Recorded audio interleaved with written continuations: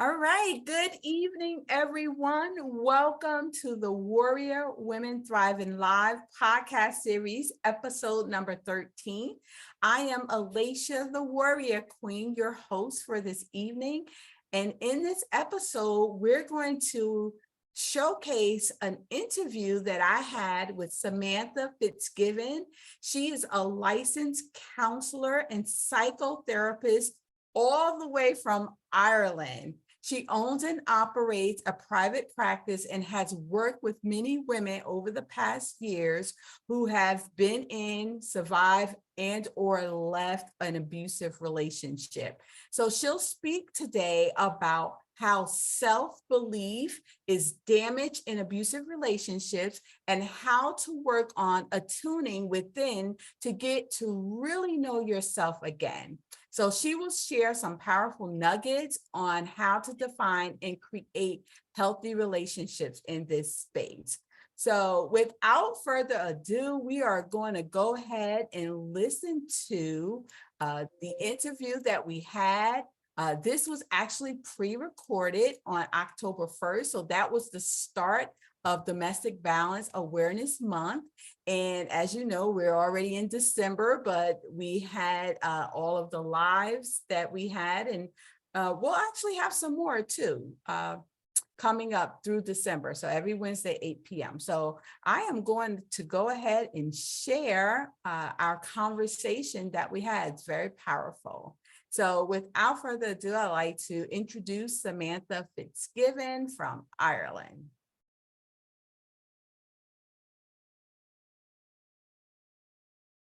Thank you so much, Alaysha. I'm very glad to be here with you this evening. All right, so let's go ahead and get right into it. You're here for a reason, and tell us a little bit about yourself and why you're here today. So I'm a counsellor and psychotherapist, and I'm based over here, all the ways over in Ireland. And the reason I'm here today is because I work a lot with people who have been victims of domestic abuse and who have survived and who have come out the other side. I have also worked with people who are trying to get out of domestic abuse relationships. And I've seen it from all the different angles, and it's such an important movement that you're creating. And when I saw what you were doing, I felt compelled. And as you know, we just made a very natural connection, and that's how I've ended up here today. Yes, we did. And again, I thank you so much for showing up and sharing your knowledge and expertise so that we can help other survivors, like you said, some who are in the situation still, some who are out, but still need to rebuild their lives and reclaim power and just kind of stuck. That's where I was. And then some who may actually be thriving. So tell us what those stages look like, Samantha, while you're working with the women. Let's start with victim stage, and how would someone know that they're in an abusive situation? So the first signs I would always say within a relationship is we should feel comfortable within relationship, and we should feel like we can be ourselves within relationship. And if we have any sense, it's really about a gut instinct, I think, from the very beginning, that if you have the sense that you know something is not right, but that you kind of think, okay, this is just something small, I'll let this slide, but then you notice it again. Again, we're all human beings, everybody's going to make mistakes in relationship. But relationships, the essence of a relationship is two people working together to grow, to stay together, and to have a healthy relationship. If one person is trying to control another person any other way, if they're trying to be any way abusive, and sometimes I really want to point out as well, domestic abuse isn't just always physical. The psychological and emotional abuse is just as bad. It causes such an impact on people also. So it's really to be aware of, if you're feeling uncomfortable inside, if you know internally that you think, okay, this doesn't seem right, but you have thoughts of maybe, but I love him or I love them, I'm going to stay here because I love this person so I can get through it. But if the innate part of you internally in your heart is saying something is not right, you really got to trust that. And it often takes, most of the time with domestic violence, it isn't something that just happens overnight where somebody says, okay, I'm going to leave. It's something that's going on for a long time. And with abusers, the way they seem to work mostly is, in the beginning of a relationship, they can be the best partner you could ever find. They're giving their best side. to you. So you're really seeing this, and this is the part that you fall in love with. So then when they begin to be abusive, it's almost hard to think, how could they do this to me? Because they love me. They've always been so nice. So it's to understand that in the beginning of relationship, things can seem okay, but then we start to see little cracks. And when we start to see the little cracks, if we're able to have communication with our partner and able to say, okay, this is not okay behavior, or I don't feel comfortable when you say or do these things, if the other person can actually hear this and is willing to work on that, this is a healthy relationship. And I'm married, and my husband and I have these kind of communications all the time. It's really important to be able to have these communications and that you feel safe having this communication. If the other person in the relationship isn't willing to have this communication, there's already a little crack there. So it's really, as you're entering any new relationship, or if you are in relationship, really notice, can you communicate with this person? Are they willing to have these kind of open conversations with you and hear when you're feeling uncomfortable in something? So Samantha, let's unpack that a little bit, because you gave some great nuggets on what it means to be in a victim state. But let's even go before that. Like, how do people get in those victim states? Essentially, how people get into these victim states is a disconnection from the self. And a lot of the time it can be from past relationships in their own life. It could be, from their parental relationships. It might be another abusive relationship they've come out of, that their self-worth has been broken down, that they might have had trauma in their past. It can be from many different things. And what it is usually is that the self-worth is damaged in some way. So the victim begins to believe, this is all I deserve. I don't deserve a healthy relationship, but this is the best I can do, so I better keep this relationship. And again, the abuser generally feeds into that kind of emotional state as well. And they begin to tell the victim, you don't deserve any better than this. Do you think you can get anyone better than this? This is the best you can do, so you got to keep me because you're not going to get anybody else. So it's really important, if this kind of speak is within the relationship as well, that you really start to, these are red flags, essentially, that you really have to take notice of these and realize everybody, every person, every human being on this planet is worthy of a healthy relationship. And don't ever let anybody tell you anything other than that. The thing is, we have to have the belief in ourselves to be able to be in a healthy relationship. And we have to do the work on ourselves to learn how to be in a healthy relationship too. Because the majority of the time we've never been taught. It's something we're never taught in school, how to be in a healthy relationship. What we base our relationships on is the relationships that we've seen growing up. And, a lot of the time our parents, they're doing their best, but that doesn't mean that they're going to model healthy relationships for us. We have to take the radical self-responsibility to learn what is a healthy relationship and how do we achieve that for ourselves. Wow, you said a lot of great nuggets, great points. First, you have the belief in yourself, to know that you're worthy. This is a big component of my program, in fact, is because the self-worth or the lack thereof, right, is not present. And then where did they learn these behaviors? You talked about the childhood, the parental experience. So what you grew up, of course, this is your conditioning, right? And when you said that, I was like, because some people don't have healthy childhoods. That's the problem. That inner child is still running them in terms of what was conditioned in their early childhood and up until now, right? They're still having that same mindset that I'm not enough. No one loves me. Maybe they were abused when they were children, whether it was a physical, emotional, or even sexual abuse, right? And still carrying that up into the adulthood. And when you go into these new relationships, you go in, it's already unhealthy. It's already at a deficit because you're going in with lack for yourself. So I love how you said it starts with the belief that you are worthy. Yes. You are worthy. Now, because of that past conditioning, let's explain, how do they become worthy? Like, how do they change their mindset to see themselves as worthy?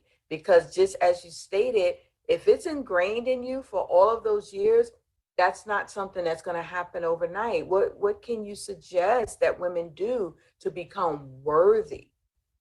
Well, the first thing I would, obviously within my profession, the first thing I would suggest is trying to get some professional help. Yes. I'm not entirely sure about in America, but I know here in Ireland, there's lots of resources that you can access for free if you can't afford it. If you can afford it, there's again great resources out there. There's women refuge centres, there's psychotherapy centres, there's family resource centres, there's many different resources. So it's important to try and get the professional help if you can in any way achieve that. For yourself, what you can be doing is focusing on becoming more aware of yourself. So noticing what are the negative thought patterns that are there.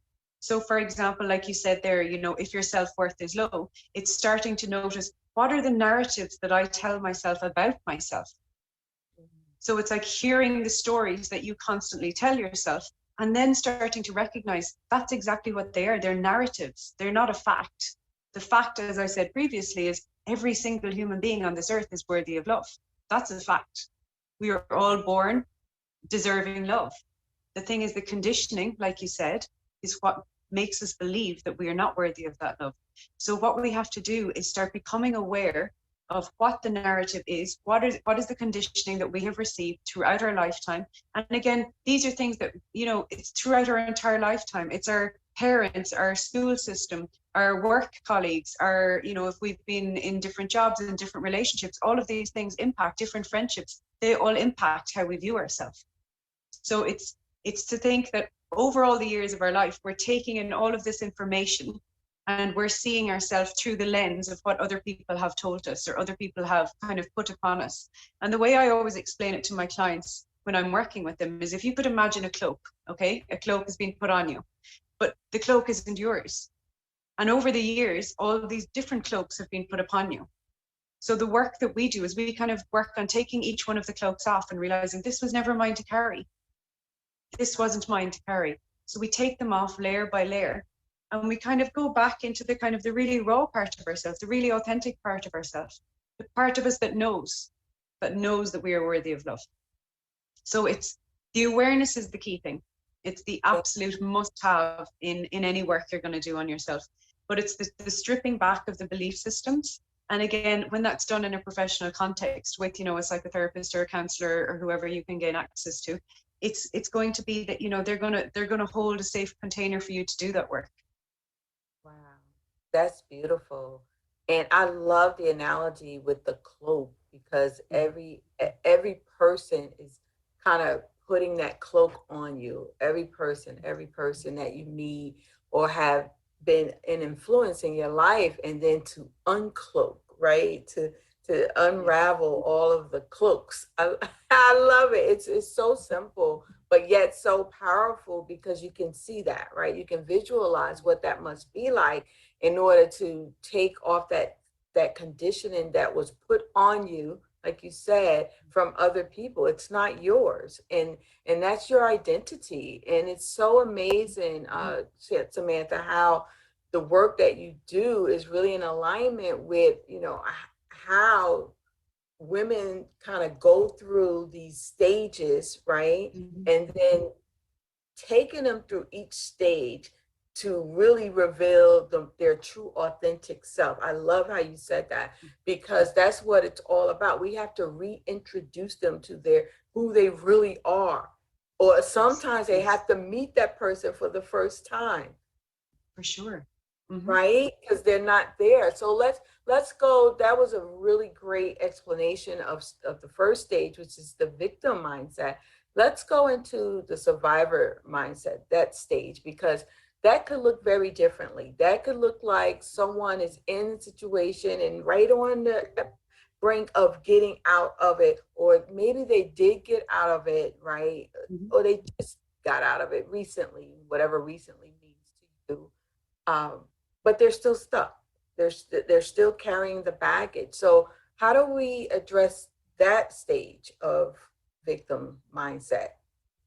So when people are in the stage of, they're like you just described, they're trying to come out or they've just gotten out of the relationship, you have to think of how raw that must feel, because you have been stripped down to, like, you know, a very vulnerable part, a vulnerable way of being.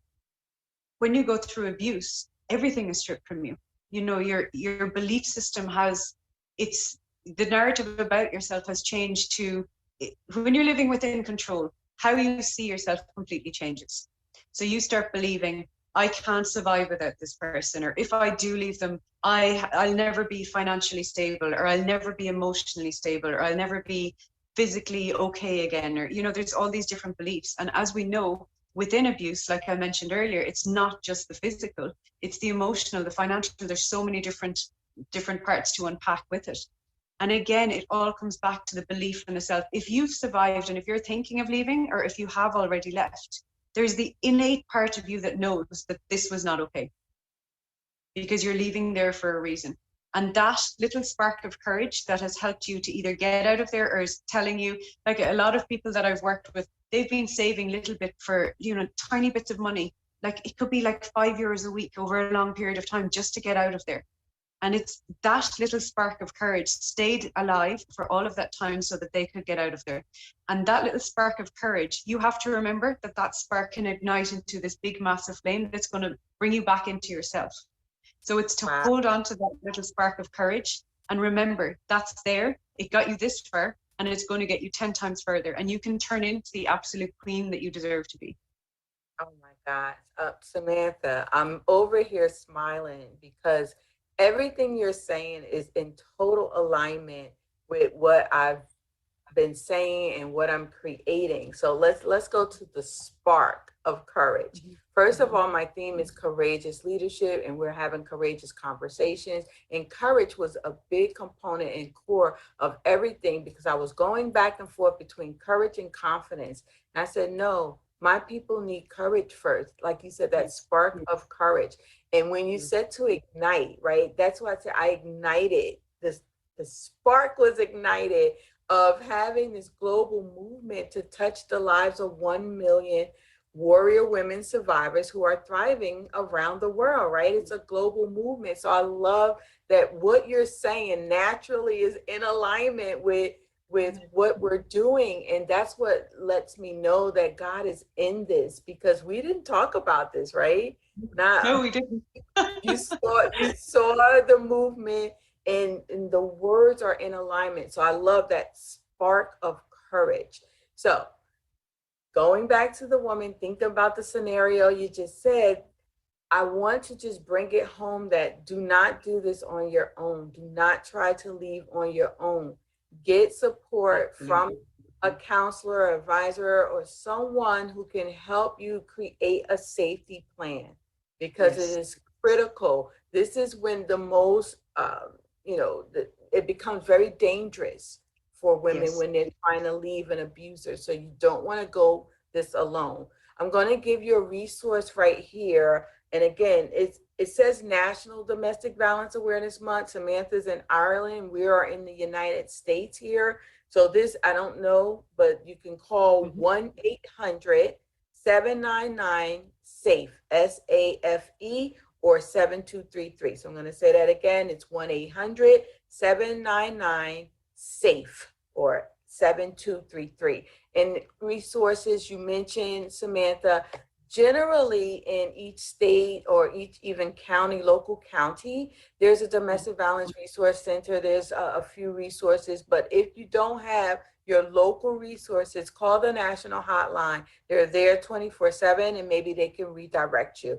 And even if you're out of the country, try that number anyway, and maybe they can redirect you to someone within your area. So it's so important. I want to go back to what Samantha was saying. This is so important to prepare, right? Preparation is everything. And then you talked about awareness, Samantha. And again, no coincidence, our first episode was opened up with awareness and consciousness. So we are just in total alignment of everything that's being said. But I want to go back to what you were talking about, the preparation, because you talked about saving money, even if it's a little bit of money at a time.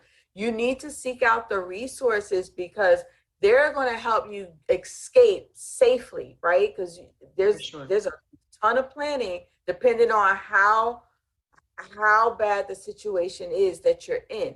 But I can tell you, it escalates the moment you're trying to leave. So whatever you thought you were going through before, it's going to get 1,000 times worse because, again, if you're trying to take back power and control over your life, and that is the grip, that is the hold that they have on you, they're not going to be willing to release it. No. So from there. Sorry, I didn't mean to cut across you there, Lisa. What I was going to say there was when you're in the relationship also, what happens a lot within domestic violence is that the abuser tries to take you away from friends and family, tries to cut as many contacts as possible so that they can have the control over you. Because again, if you're seeing your family all the time and your family know that this is going on, they're going to try and help you escape. So the abuser generally tries to isolate you as much as you can. So it's to, even when you're trying to figure out what resources have you, how can you make any little step to get out of here? If you have been disconnected from family, from friends, from everything because your abuser has put you in that position, it's to still reach out to these people. Because if these people know that you really need to help, and if they can hear you saying that, they're going to try their very best. There's always going to be somebody. And I've often heard people saying, I don't have anybody. And when we work together, we find that they actually have quite a few people, but they didn't even think of these people because they've been disconnected from them. So even if you don't have family that you can connect with, if you don't have very good friends that you can connect with, and as I said, a lot of the time within abusive relationships, you've lost connection with a lot of people that you would have been good friends with. There's going to be resources. If you don't have family and friends, there's going to be resources there. No matter where you are, whether you're in America or here in Ireland, there's always going to be resources. Use Google. Find what resources are available to you. There's always going to be something. There's going to be a helpline you can ring that's going to give you information. There's going to be a local, there's a Adapt Refuge here where women can go with their families until they find a place to actually find their feet. And, within that refuge, it's actually very close to where I'm based. But, there's lots of different resources out there. So even if you feel I have nothing and I have nowhere to go, Google can be your best friend to find things like that. Because again, the abuser might have told you, you have nobody, you can't go anywhere. So this can be a belief system that you've started to believe, I can't go because I have nothing, I can't go anywhere, I don't have anybody. There's always somebody there to help you, always. So really, really pull on any resources that you can find. And I want to jump in here too, Samantha, because that is excellent advice that there is help. However, when you said Google, I want you to be very cognizant of the fact that your abuser may have access to your computer or your phone. Absolutely. If you're going to do this, you need to go in stealth mode, right? You need to go to a local, incognito, go to a local library, or, if you do have someone that you can research this information, or make sure that you clear your cache on the computer. Yes. Or, maybe, it's just difficult because if he has that much control, and I don't want to just say he, but we are talking about women right now, but we know that men are also in these situations. But right now we're talking from the women perspective. So if he has that much control, just be careful when you are doing these searches, not to leave a trail, because that's right, Samantha? Absolutely. So important. Yeah. Any other ways that they can keep themselves safe while they're in the process of planning their escape? Again, while in the planning stages, it's like a lot of people tend to kind of notice what are the patterns of the abuser, as in like timelines of things that they do. So is there large amounts of time that they're away? Do they go to work during the day, or is there a certain day of the week that they're gone for a number of hours? And again, most of the people, I think, actually now that I think all of the people that I have worked with within this area, they've all left at a time when the abuser is out of the home. So they have some of them left with just what they had in their car, just the kids then and a change of clothes. They couldn't take anything else because it would be too obvious. It was literally like, I need to get out of here right now, and I don't need any of my material items. I need to be safe myself. So even if that's what it takes, but it's start noticing, is there patterns? when the abuser will not be at home. When is a safe time to leave? So it's really, and I know it seems, I'm not trying to make it out like, it's not safe to leave at other times, but in a lot of cases, it can just make it more difficult if you do try to leave. If you're in an argument and you say, right, I'm leaving this, it can turn really nasty very quickly. So if it's kind of something that you're planning in the background, but you're not letting them know at all, that it's just something that you're doing, and you know that on Tuesday afternoon at 3 p.m. that he's going to be gone for 3 hours, that you're going to get in the car and you're going to drive, or you're going to go, or you're going to get a taxi, or whatever you're going to do. Some people, the cars have been taken off them also, they don't even have that. But you're going to find some way to get out of there at a time that you know that he's not there too. And it's the point out also, it's even harder when people have children involved in the situation. Yeah, I was going to say that because, the advice is excellent. Definitely plan when the perpetrator is not there, because you don't want to do this when they are there, because again, it escalates the situation. However, when the children are involved, especially if you have school-age children, what do you suggest that they do? Because, that's hard. The kids may have to be in school and they can easily come. And if you don't have a restraining order yet, or a court order that says that they cannot take the child, they can kidnap, quote unquote, your child. Yes. What do you suggest that they do to protect from that? I would suggest that they speak to the school, that they advise the school of what is actually happening, and that they are trying to leave, and that, that they really request that the other parent is not allowed to take the child out of school at this time for safety reasons. And I know here in Ireland, there's, again, I don't know about in the States, but here in Ireland, if you speak to the school and you tell them, for example, my profession and other professions, we're legally bound that if we believe that someone is in danger, we have to legally report it. So it's legal. Legally, we have to report it if we believe someone is being abused, especially with children, but with anyone that's being abused. So that's a good thing here, that if we ring the school and we say, we're not safe, please don't let them take it, the school have to really take it on board. That's, I need to look into that, because I haven't had a school age child in a while.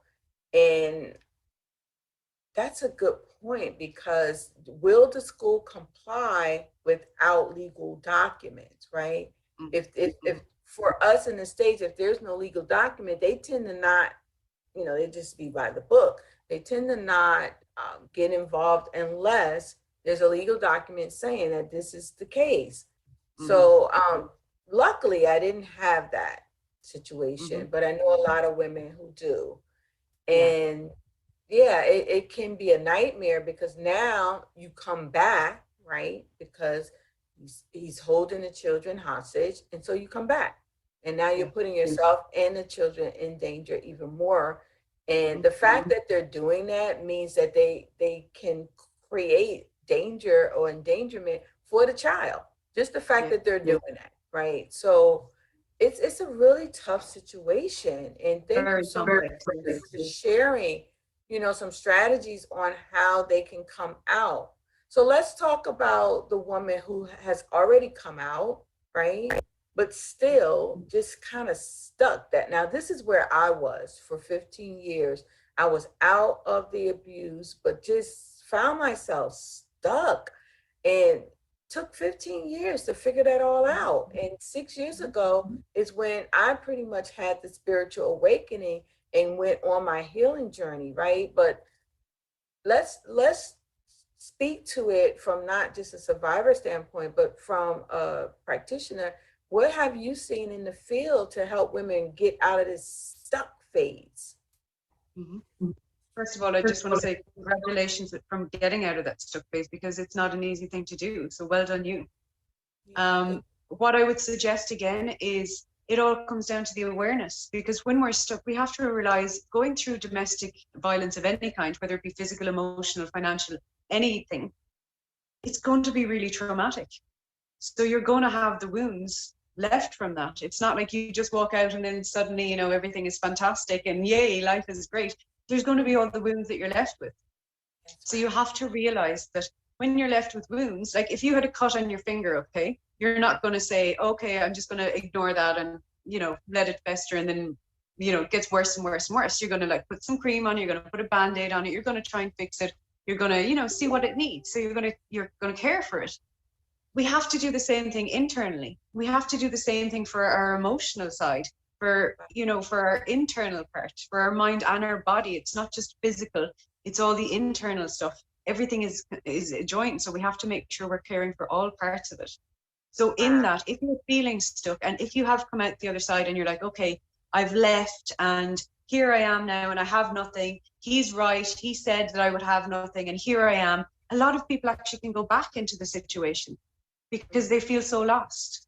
But it's to realize, again, it comes back to that tiny spark of courage that got you out of there. If that spark of courage could get you out of there, that spark of courage, like I said, it can be ignited and it can get you to the next stage through too. And it's bringing that belief with you. I can do better. I can find the best version of myself. I can connect with myself. I can learn more about myself. I can take off and all of these cloaks that have been put upon me of all these limiting beliefs that I have taken on board or that have been pushed upon me. I can come out of this. So it all goes back to the courage, the belief system, and the awareness. Once we have those kind of 3 points, we can do anything.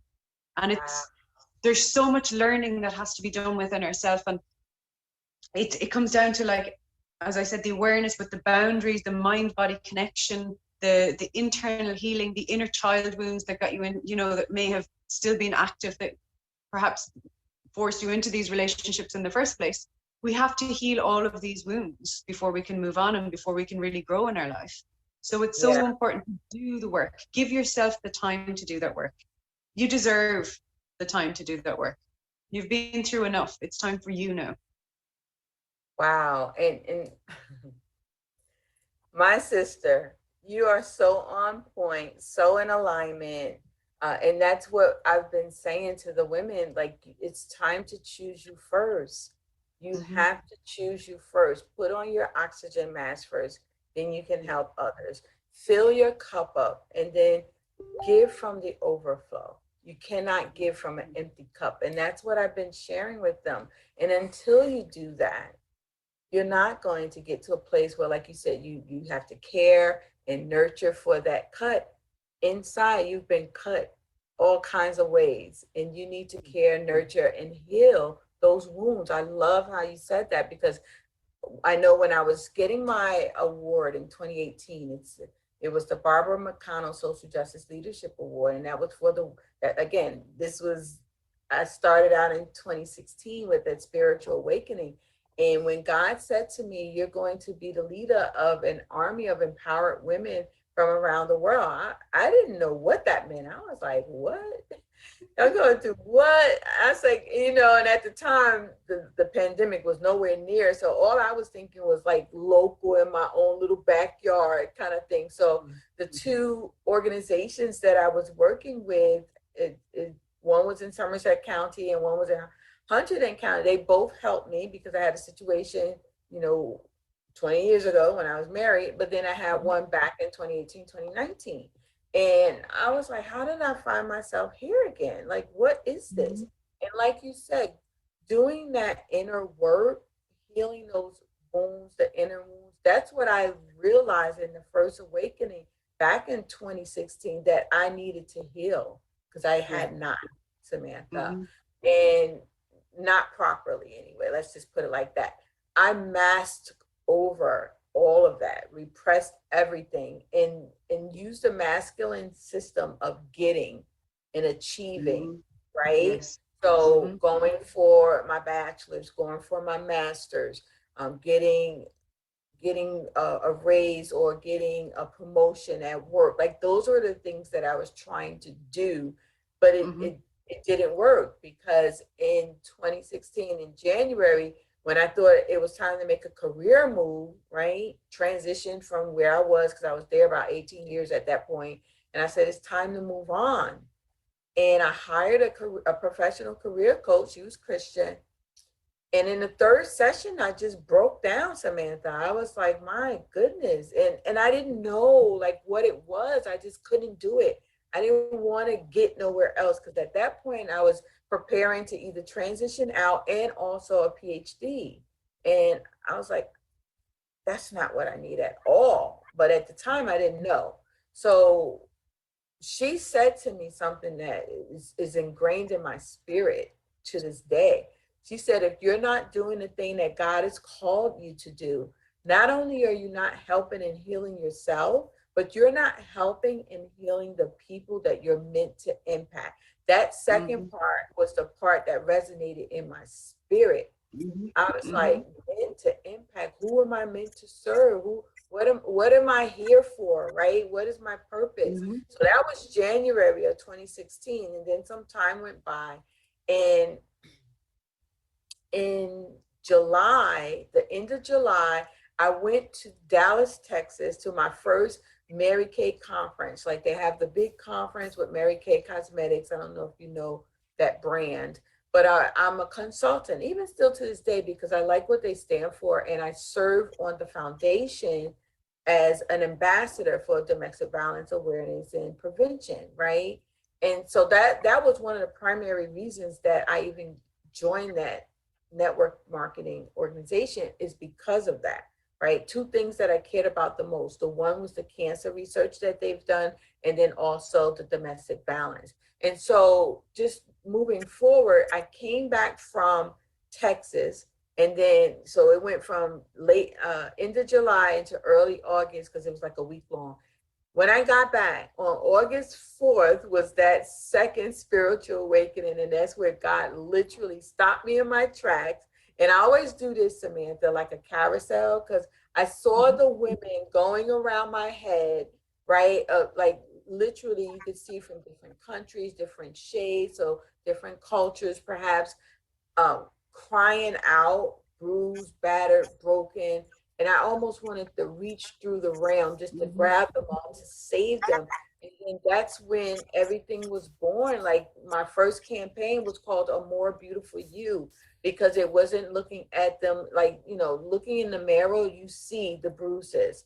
But I wanted them to look deep from within, because beauty is skin deep. So I was just using a play on all of that stuff, and to show them that they are still beautiful because it's who they are inside, not what they see outside. And this is temporary, right? Yeah.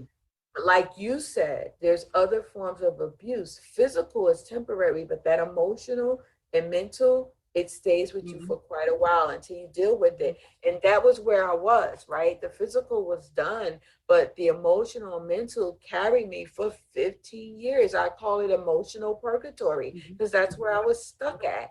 And again, fast forward, when God gave me that word in 2016, was August 4th. I never forget it, because it really stopped me in my tracks. And that's where I started on this journey for my healing journey. I went through a program in 2017 called Landmark. For 2 years, I did that program. And then that's where I got my breakthroughs. That's where the blind spot started to open up and the healing was taking place. But then I also started this idea or this journey of forgiveness, right? So that was my road to freedom, that idea of letting go, forgiving.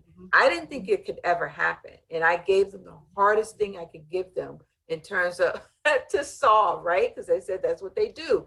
And I'm so glad, I'm so grateful that I trusted me, like you said, right? I believed in me. There was an awareness there. So that was, that consciousness of something else needs to be done.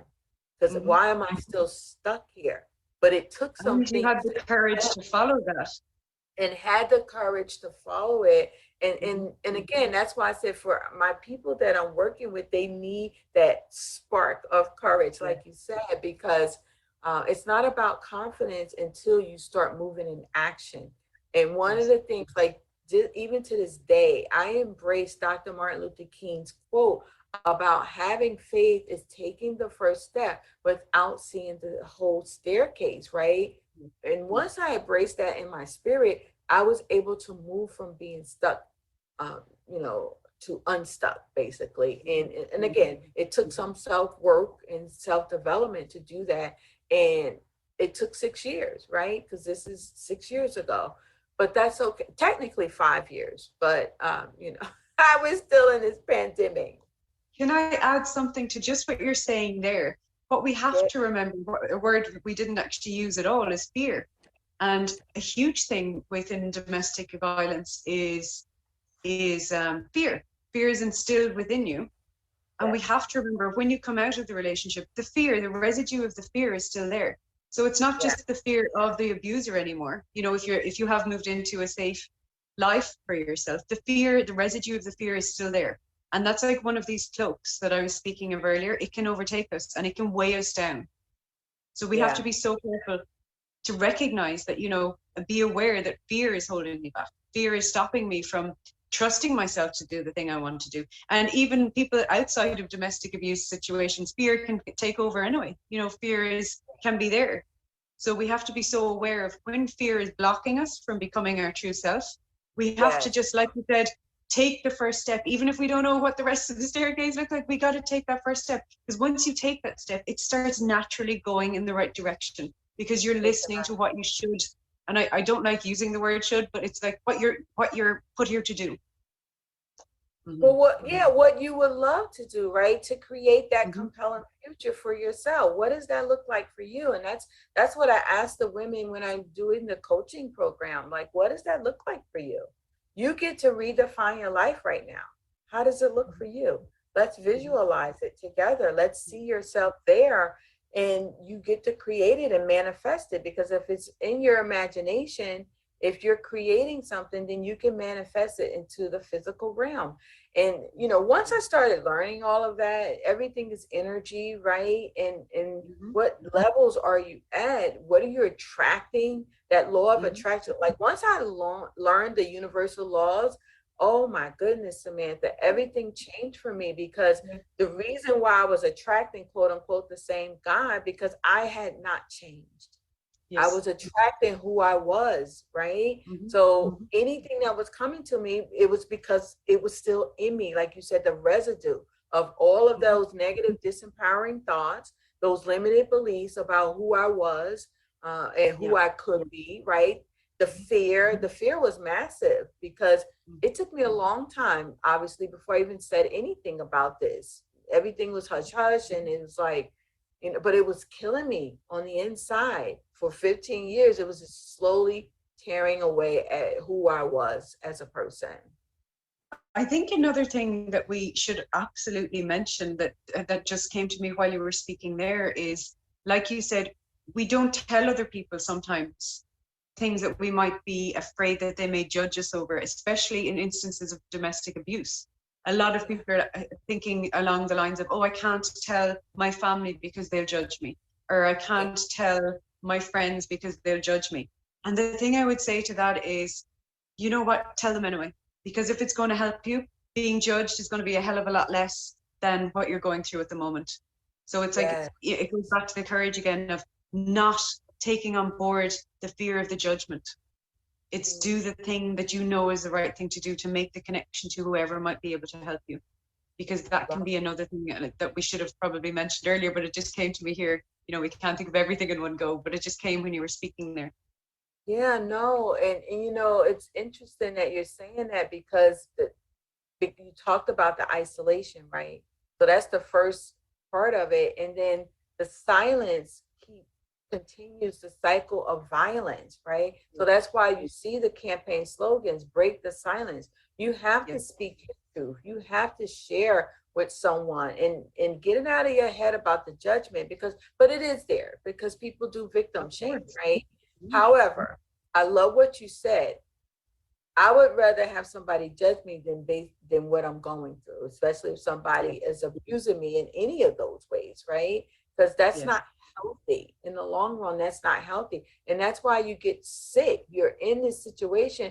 Like, I was sick for those 15 years, and I was like, why? They couldn't figure out what was wrong with me. But that's because I was holding on to all of that negative garbage, like the pain, the shame, the guilt, right? All of it. And it was like, the moment I started to work towards letting that go, I don't have those same pains anymore, because it was dis-ease. That's what disease is dis-ease. 100%. I wasn't settled in my system, in my mind, my body and spirit, because, always afraid, like you said, of something, or even of not believing in myself was a fear, because I didn't take steps. I didn't put myself out there or at risk because I didn't believe in myself for all those years. So it's a new day, right? Yes. Because now I'm the igniter of and champion of a 1 million strong global movement for warrior women survivors to thrive, just around the world, and what that looks like. And I'm so honored and grateful that God chose me, because I was like, before I was like, why me? I don't get it, right? But because I did that self work, and that's it, that awareness that you talked about, Samantha, it's so important to decide at some point, enough is enough is enough. And it's time to move out of whatever that was, right? Wherever you stuck at, because remember, this is the person that's out now, but still stuck. And that was me.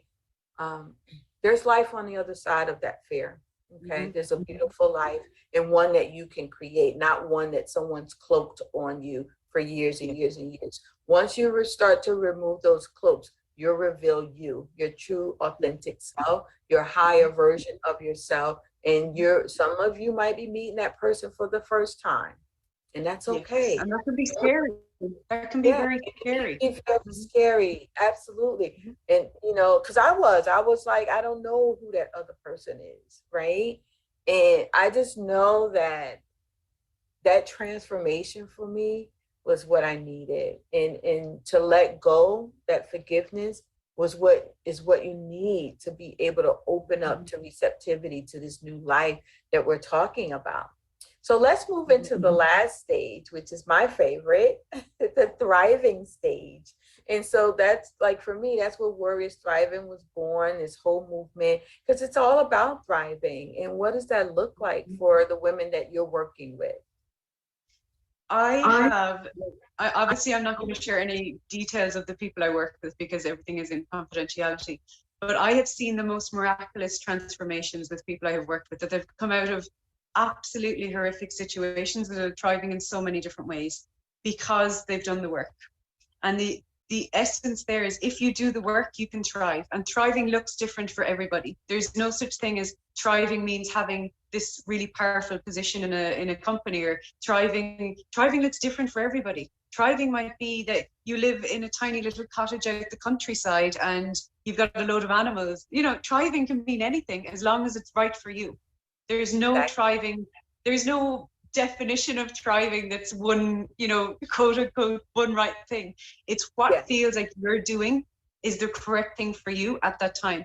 And we have to remember as well, throughout our life, things change, so what feels like you're thriving now, in 5 years from now, you might feel, no, I need to do more, or this is what I want, or it's changed. But the more that we're connected to ourselves, that's what thriving is. Thriving is essentially connecting to yourself in the most authentic way you can, in the deepest way that you can. And when you connect with all the different parts of yourself, we have to remember, there's the part of me that you see here today, but then there's the shadow part of me. There's the part of me that you don't see, that I can't see. There's the part of me that, that everybody else sees that I can't see. There's all these different parts of ourselves. There's the inner critic. There's the monkey mind part that I often refer to it as the monkey mind, this little kind of nattery voice that goes on in the back of our head sometimes.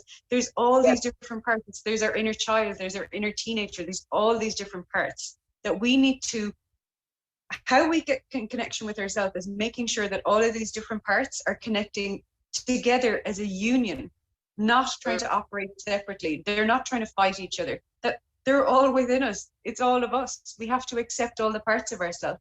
And after this stage of awareness, how to thrive is the acceptance of yourself, accepting where you are at this very given moment, right here, right now, today, and then accepting that there's all the different parts of me here, and they're all welcome because they're all a part of me, and I would not be me if I was not all of these different parts. There's no such thing as a perfect human being. That's not thriving. We're not thriving to be perfect. We're thriving to be us. And when we achieve that, that's where all the magic becomes in their life. It's just the best place to be. Love that. Wow. Thriving us. Mhm. Wow. Mm. That's wow. Blowing my mind, Samantha. You're blowing my mind. I mean, just the fact that we're so much in alignment and I you're know. like It's so way funny. in Ireland. Like, who would have thought, right? And so that's that's why I'm always just so thankful to God, because the look at so many of these powerful women, like you are one of them, that God is just putting in my circle of influence to be able to grow and share this message, and to have these women be empowered and inspired to do more or become more, right? To find themselves, to meet themselves for the first time. So I'm loving it. I'm loving it. So share your thoughts on this. We have this global movement, Warriors Thriving global movement. Why do you think we need to create something like that? Why do you think something like this is important? This is so important, and I'm so glad that this has been created, because as you said, it's so vital to have a platform for these women to be able to connect, because isolation is one of the key things in abuse, as well, as you know yourself. The isolation can be detrimental. It can ruin people. So knowing that there's something there that you can connect with, that's going to help you get to the place you want to be, that's magic. That's absolute magic. It's a community. Like, that's how we thrive. We thrive in community. Nobody thrives on their own. We have to be in connection. We have to be open to connecting with others. We have to be open to be able to understand and see others just as they are, without judgment, and just connect as groups of women all over the world. And I'm sure over the past number of years, you've noticed it's become so much more normalized for groups of women to just thrive in any different situation. There's women's circles. And again, they go back, if you look back through history, that's where it all began in the first place. Circles, people sitting in circle. This is where it all came from. Senses of community, different cultures. It's come from all different cultures, but it's all kind of coming full circle back to like the simplicity. And when we come back to the simplicity of everything in our lives, that again is where the magic is. We get so caught up in all the other nonsense that goes on around us that we forget that it's the simple things in life that can bring us joy. The simple things like connection with other fabulous human beings. Like, connecting with you today is making me so happy, just simply for the connection, because it's so beautiful. And we're not doing anything huge. We're just having a little conversation, but there's magic in this. This just makes me glow on the inside, because it's so beautiful to be connected with you, and to be connecting with other people that have an interest in doing the same kind of work. Even though we come from completely different backgrounds, completely different countries, it doesn't matter. We're doing the same thing. So this is this is why it's so important. It's so important to be able to have a community and a safe place and a connective place where women can move forward regardless of their background. Wow. I love that. Gosh. And so this program, this movement, I'm building my signature program, co-creating with them. I'm getting ready to actually launch that, because October is Domestic Violence Awareness Month. And so it will be launched in October. And also the fact that my birthday is October 13th. And I always launch around my birthday, because it's just so significant, because Yeah. of what October represents, nationally and also internationally, as domestic violence awareness, and the entire month. And then my birthday falls right in the middle of it, all of that. And that's when I launched my first campaign, it's called A More Beautiful You. And so that'll always be significant to me. The program that I'm developing is poised to basically develop more warrior queens, right? Remember this army of empowered women around the Mm-hmm. world? Well, that's what this is. It's an army of empowered and inspired women around the world. And this Warriors Thriving movement is essentially going to allow me to coach women to become strong, courageous, visionary leaders. And that's what I've realized. Like, that's what I'm gathering as I'm doing this work. So that courage, being visionaries, walking in purpose, their divine purpose, right? With intention. All of these things or is what I'm looking for in terms of building this movement. So what do you think would be the benefit? Like, when we're on the other side of 1 million strong, what would be the outcome or benefit do you think we will achieve by doing this? If you just think what you said, it's not like you're just doing what you're doing right now. You want to grow this. You want to grow to be able to coach other women to be able to do the same thing. So that's spreading, it's spreading the superpowers that you have. It's spreading the joy, the love that you have. And this is what we all have to remember to do, because we have so much knowledge. Everybody has knowledge about something. It doesn't matter whether it's psychotherapy or whatever it is. We all are full of knowledge of something. If we all are willing to share the knowledge we have, we can just give so much growth to others. But if we're trying to keep in all of this knowledge and think, oh, I have to stay doing this, or this is all I can do because this is my qualification, or we're not thinking outside the box, we're not seeing the benefit of spreading what we have. So it's so important to keep it going, because the more people that you teach about this, the more people that can coach others to teach this. It's going to be, as you said, it's going to be a movement. It's going to spread. It's going to help so many people that are in that stuck place that you spoke of earlier. It's going to help so many people get from where they are into the stuck place to move to the next place. It's going to get them out of those relationships. You have no idea what it's going to do for people right now, but I have full faith that it's going to help so many people. And I'm so happy that you're doing this. Thank you. I understand the power of one. I always talk about that. It just takes one person to ignite that spark, as you said.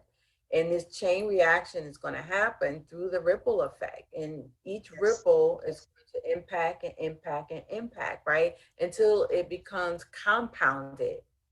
And then when it comes compounded, that's when it's going to start to grow exponentially to reach that 1 million strong quicker.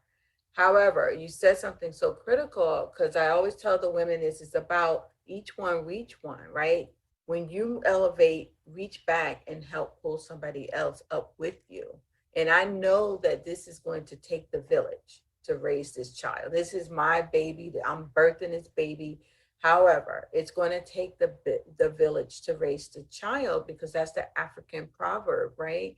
I know I'm not going at this alone. God didn't tell me I was going at it alone, but he said you're going to be the igniter and the champion to create that spark, to start that chain reaction. And this thing is then going to spread like wildfire. So I believe that, right? That's going back to the staircase. I see the first step, and now he's about to reveal the next step in the staircase. But we got a whole building to build. And so we're laying foundation, we're laying concrete, solid foundation and not quicksand.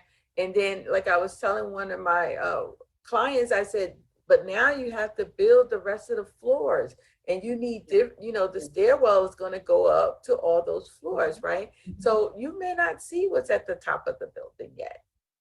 Okay. And it doesn't matter. Like I always say to the people that I work with, regardless of what they're working on, I always say baby steps. You got to do one step at a time. If you're doing one tiny thing each day to get you in the direction of where you want to go, you're doing something. We can't leap to the other side and expect everything to be done immediately. We have to take the baby steps. And once we're doing that, we're getting there. We may not know where the there is, but we're getting there a little bit. Yeah, wherever there is, exactly. And the idea is to be in motion, right? To be in momentum, to be in action, to be doing something, moving the needle towards the there, if you will. And I love the book that I was reading. It's called The One Thing. I forget the author now. But The One Thing talks about what you're saying, these baby steps, these micro wins, because once you start taking the baby steps, they're going to compound. And that's what happens. The whole compound effect takes place. And then, like I was telling people, this is more than me. This is bigger than me. So eventually it's going to run away. Like, in other words, it's going to be a runaway train. It's going to be on its own. The fire is going to be spreading on its own. And I won't be able to contain it because it's already been sparked, right? Ignited. And I tell the women that, like, you better get on board now. You want to be moving with the chain reaction and instead of being left behind. And even in my tribe, we're almost at 300. Now, Monday, I mentioned to people that it was 227 members in the tribe. And then within like 2 days, it went up to like 280 something. And then, now this is what, the 5th day, I guess, since Monday. It's now almost 300. And like you said, I celebrate the micro wins, the milestones, the small, every 25 members I celebrate, but we bypassed two milestones within a matter of a few days. So that's why I know that God is getting ready to take the helm, right? Mhm. And it's going to be something so much bigger and better than I could have ever imagined, because I am co-creating this with God and with the people I'm quote unquote meant to serve. Remember that prophecy. These are the people I'm meant to serve, and God is just so good. So again, Samantha, thank you so much for jumping into this movement and supporting it. Providing your expertise and your knowledge on this day to be able to share with women in all those different stages. And I think from what you shared, people have a clear idea of where they are and then where they need to be, right? And that's what this was all about. So is there any parting words that you want to give as we close up this session? There's something I'm actually working on myself. And again, it's kind of something that has come through me. It's not something that I decided to do. It's like it's rumbled up inside me and I feel I have to do it. And I've named it and I'm putting it together, and it's not out there just yet, but I'm going to give you a little bit of information about it. It's called the Happiness Toolbox. And it's something that's hopefully going to be launched in the next couple of months. And what it is, it's going to be creating tools for people to connect within. And within these tools, each one of these tools, they're things we all possess. You don't have to do anything. You don't have to go anywhere to do them. You can get them all within. But it's learning the things that we've never been taught how to activate within ourselves to create more happiness. So this is something it's going on in the background at the moment. It's a slow progress because I'm working. I'm a mother also. I have lots going on. I'm very busy. But it is something that's slowly progressing in the background. And it's going to be something that's launched hopefully later this year. Hopefully not too later this year, sooner rather than later. But it's in the pipeline. And yeah, it's something to keep an eye out for as well. You can go on my website, samanthafitzgibbon.ie, and you can sign up for a newsletter there, which will give you information when it is launched. So that's active at the moment. You can go on that now, and then as more information is rolled out, more information will be sent to anyone that's on that email list as well. Awesome.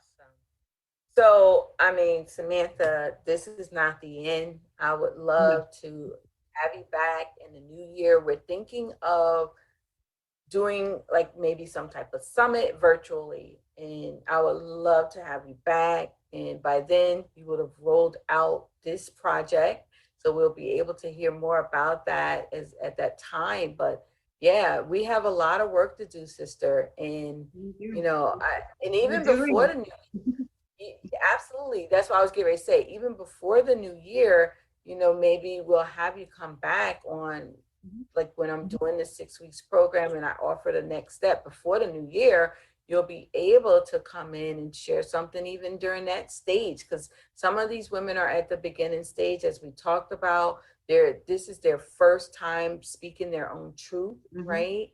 So my goal is to do like a power up jump start. So as you know, I told you the program is all about power, power up. The jump start is just going to be a 6 weeks program to get them, out of that mindset really quick, out of hiding and invisibility into visibility and speaking their truth, owning their power, activating their voice. Just that step right there, that presence, and that's what that P stands for in the power up, is the presence, and really getting themselves to come out from behind the shadows and in the darkness, and dumbing down and dimming their light, like all of that stuff is we need to get rid of it. So I'm excited about launching this and working with the women. I love to have you back, because I know I'm going to do like a 3-day immersion or something like that. Have you back to share and test this happiness project that you'll be launching. At that point, you'll probably have it ready. So we'll be in touch. Are you in the group? Are you in the tribe? I'm not sure. I'm pretty sure I did join. Okay. I'm not the best on social media. I need to improve that. I do need to, I'll check. I'm nearly sure I did connect with you though. But if not, we will No, connect. no worries. So for our listeners today, if you want to connect with our Warrior Women Thriving After Abuse and Relationship Tribe, you can go on Facebook and you can ask to join the tribe. It's for women for right now. And then we're across all social medias as Warriors Thriving. So you can always find us on Instagram, YouTube, well, not LinkedIn, because LinkedIn is my name. So Twitter, like all of those other socials, and we're there, but definitely we're in Facebook in the tribe. Join us if you would like to be connected with other women who are like-minded, who are visionaries, who are courageous leaders, or just those who are striving to thrive, right? Because we all striving. No one's perfect, like Samantha said, but we're striving to get to this utopia where our big promise is to create a future without violence for women and girls around the world. So that's what we stand for in our 1 million strong global movement, and using our collective voices and power to do this, right? So it can't just be me. We need to create that chain reaction, and the movement is only going to be as strong as the weakest link. Okay. So in my program, in my tribe, I commit and promise that no warrior woman left behind if you choose you. Because it has to be co-creation. So, so thank you so much, Samantha, for being a part of this. So it was so wonderful to connect with you, and just keep watch for when this will air. We will figure it out, because the good news is we're all filled up for the podcast. So for the first season, yep. So we're meeting. You can catch the podcast every Wednesday. It's the Warrior Thriving Live podcast, and it's every Wednesday, 8 p.m. Eastern Standard Time. So you can check us out. If you're in the tribe, you'll get that information right off. Otherwise, you can also see the replays on YouTube. Again, we're under Warriors Thriving. So thank you so much. Have a blessed day. Good love to you, Alaysha. Thank you for having me. Thank you so much, sister. This was so amazing. And we'll be in touch to have you back, because I think it's so critical to have the information available and the connections that, like your experience, I mean, I didn't know I knew that much. Look. So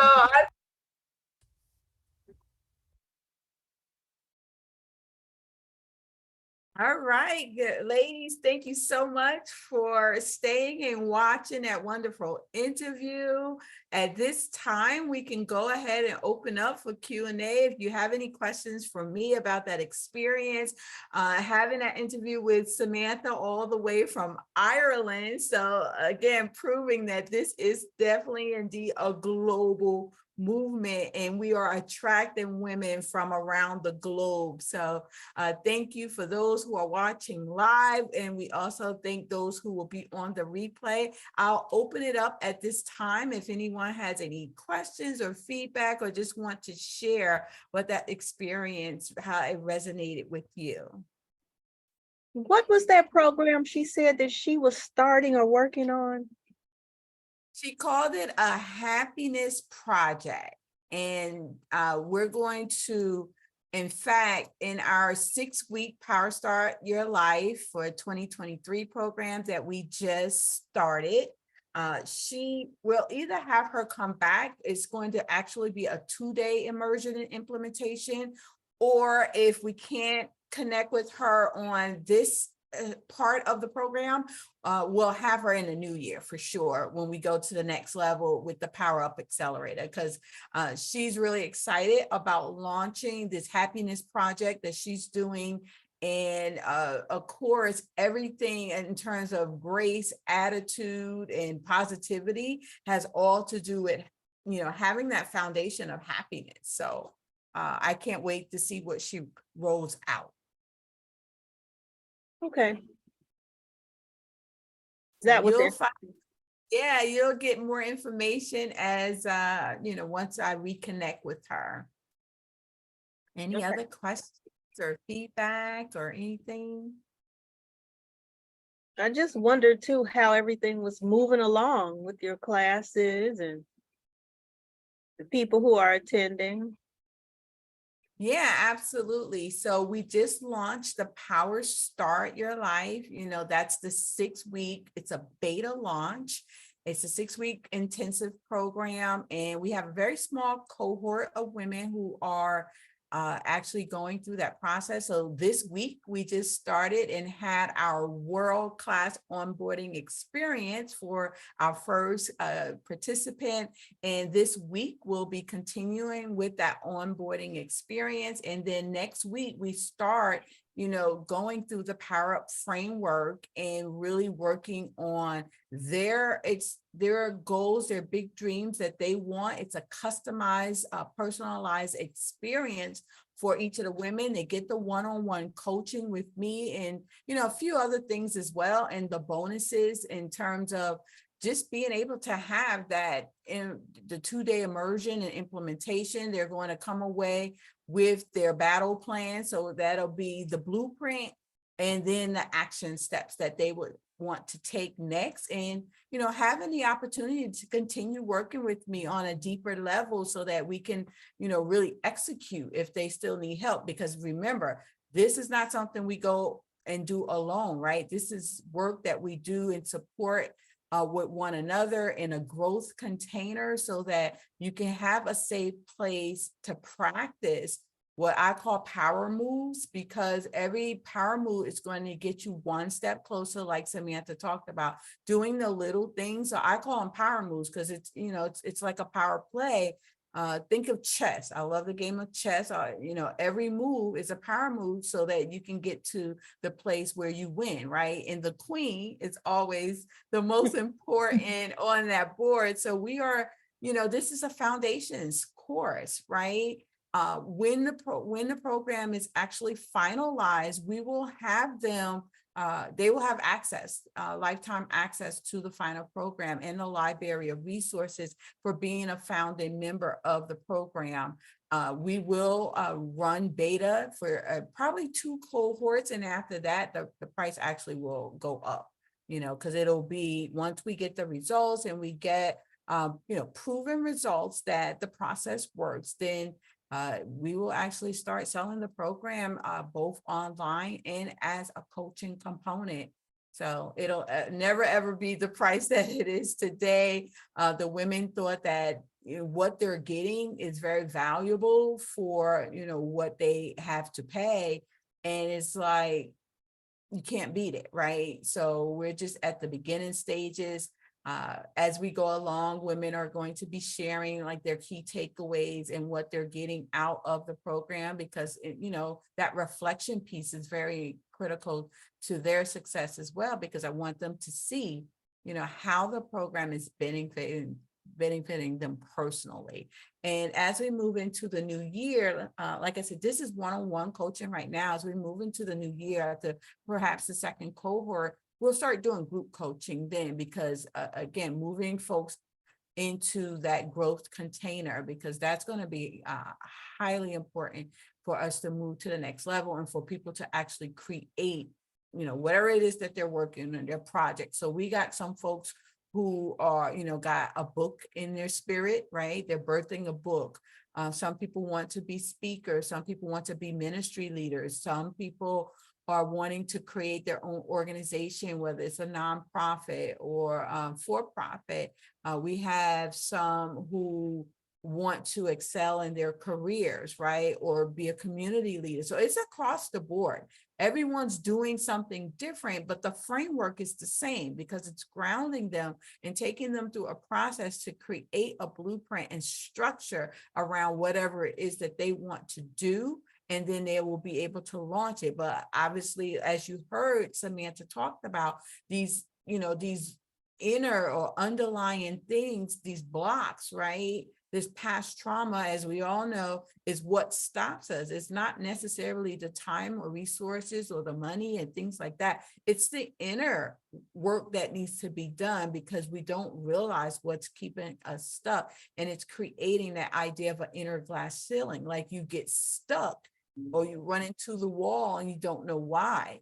And this is what we're going to uncover and unpack what is going on in their life or in the past that's, costing them, right? It's costing them something because they're not able to create what they know that they have in their spirit, in their belly, that what God gave them, but they can't pull it out because they don't know why they're stuck. So moving them from this place of stuck to unstuck, in this place of invisibility to visibility, that's going to be key. Like, that's the key to the whole program. So I'm excited about it, that I get to be the midwife and help them birth what's in their spirit and really just walk through that process with them in co-creation. So it's a win-win, because when they win, when they succeed, I win, I succeed, right? So and it's all a work in progress. It's just a matter of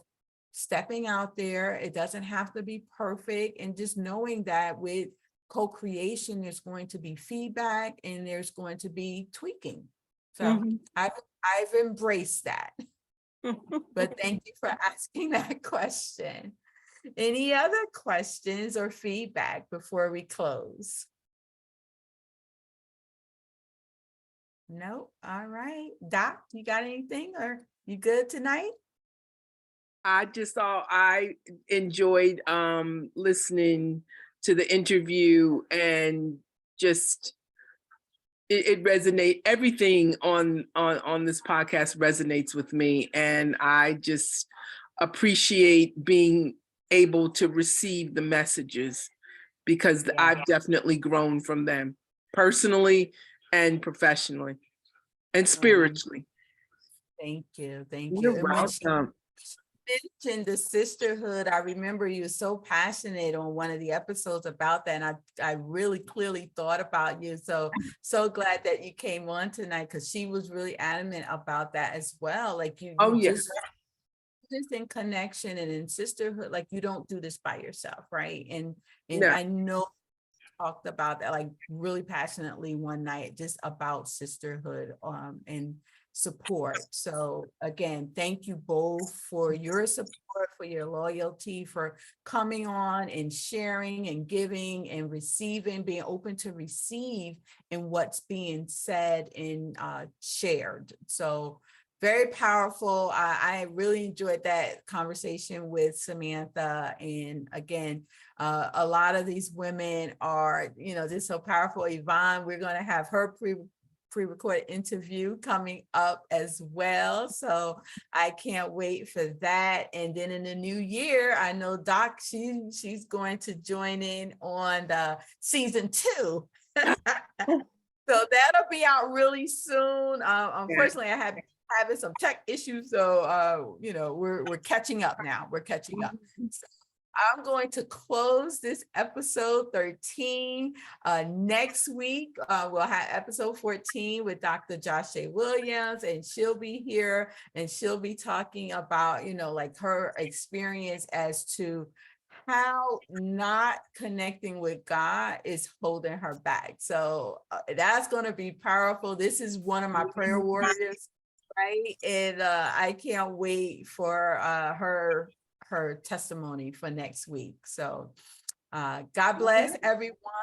Again, thank you all for listening. Every Wednesday, 8 p.m. Eastern Standard Time, join us live so that you can be a part of the Q&A, or you can check us out on YouTube at Warriors Thriving. And if you're not already in the tribe, feel free to join us at Warrior Women thrivingtribe.com, and that'll take you to our Facebook group. So we are growing, ladies. We are almost at 400 in the tribe. So I know that when this was recorded, we talked about being at 300. So we are like almost at 400, and I'm about to go in hard drive now, because they this tech has been holding me back in connection, but I'm about to be unleashed, because we're going to take this thing, and in the next couple of months, I plan to have it at 1,000. So we are going to be impacting lives and really changing the world and working with women. And now that we're working with the women. The men are starting to see the fruits of our labor here, and they want in. The men are asking for a track for them. So I know that God has already seeded that in my belly, and that's going to come forth. So I'm just trying to find men who would want to partner with me so that they can actually take the lead in the conversations, because men to men is a little different than women to men. So once I identify someone who can do that, by that time our program would have already kind of been vetted out, and that we can just duplicate it, right? But for the men. So I'm excited about, again, so many things are coming up. The summit is coming up. There's a lot of women who already said yes to that. And we're planning an elite mastermind for the coaches. So we're going to announce that in the Uh-oh. She froze. of the year, so Here she that goes. She's those back. folks who are going to collaborate with me share. So got me? Can you hear me? Yeah, Okay. but your Yeah. picture just froze, yeah. Okay, well, we are, again, God is good. So many great things are coming. So just stay tuned. That's all I could say. Stay tuned and stay on board. Don't jump off the train just yet. Amen. All right. Good night. Okay. God bless. Love you. And we will see you next time. Okay. Bye-bye. Bye bye. Good night.